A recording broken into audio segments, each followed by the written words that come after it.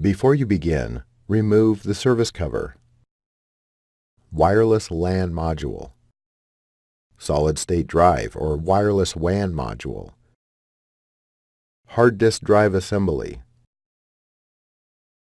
optical drive, keyboard, top cover, battery, and fan. Removal. Using minimal force, lift the locking bar up on the display panel cable ZIF connector and disconnect the display panel cable from the system board.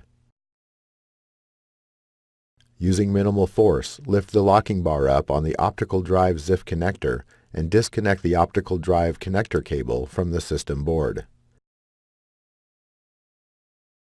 Remove the three 6mm T9 Torx head screws, identified with a triangle, that secure the system board to the base enclosure.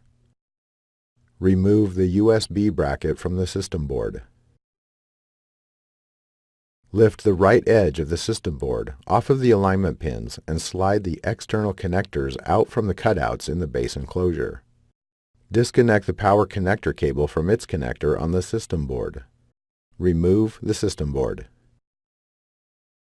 Note: before installing a new system board, remove the following from the old system board and install onto the new system board: memory boards, heatsink, real-time clock RTC battery.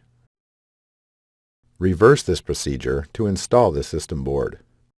Important: after system board replacement, be sure to complete post-installation tasks as required that may include verifying functionality of the notebook, updating the BIOS, updating DMI and other settings. Thanks for watching. Please click subscribe for more videos and weekly updates.